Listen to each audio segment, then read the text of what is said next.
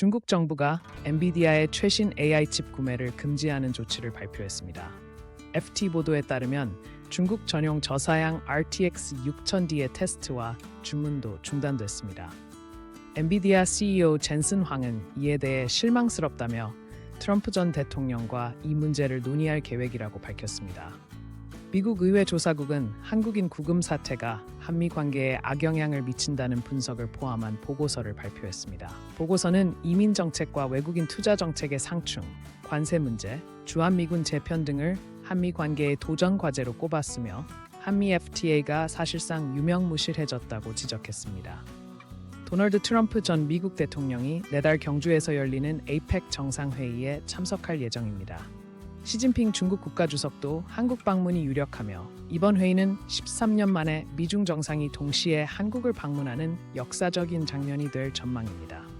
미국 대사대리도 트럼프의 방안을 공식 언급했습니다.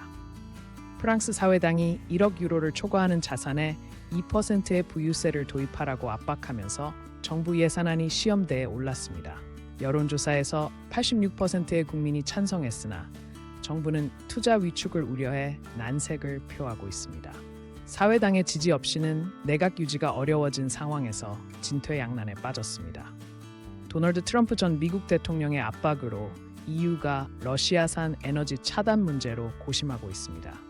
트럼프는 EU의 대러 제재에 동참할 것을 요구했지만 일부 EU 국가들은 러시아 에너지에 대한 의존도가 높아 난항을 겪고 있습니다.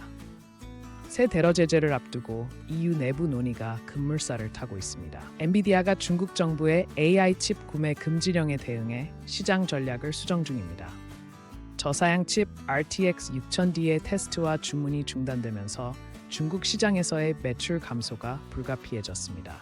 젠슨 황 CEO는 트럼프와의 회담에서 이 문제를 논의할 예정이며 향후 중국 시장 대응 방안이 주목됩니다. 미국 의회 조사국의 보고서에서 한미 FTA가 사실상 유명무실해졌다는 지적이 나오면서 재협상 가능성이 제기되었습니다. 보고서는 미국의 일부 의무 이행 문제와 관세 장벽을 주요 쟁점으로 꼽았습니다. 한미 간 경제 협력 강화를 위한 새로운 프레임워크 논의가 필요할 전망입니다.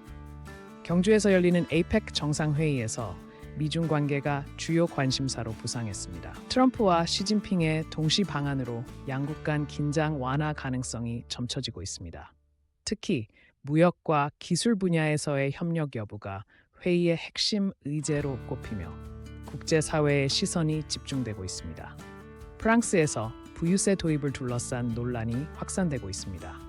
사회당은 1,800가구를 대상으로 연간 200억 유로의 세수를 기대하며 강력히 주장하고 있지만 정부는 경제 성장 저해를 우려해 신중한 입장입니다. 정치적 갈등이 심화되면서 내각 위기로까지 번질 가능성이 제기되고 있습니다. EU가 러시아산 에너지 제재 합의에 도달했습니다. 트럼프의 압박에도 불구하고 일부 국가의 반발을 무마하고 새 제재 패키지를 통과시켰습니다. 그러나 러시아 에너지 의존도가 높은 국가들을 위한 유예 기간이 포함되며 향후 제재 이행 과정에서 마찰이 예상됩니다.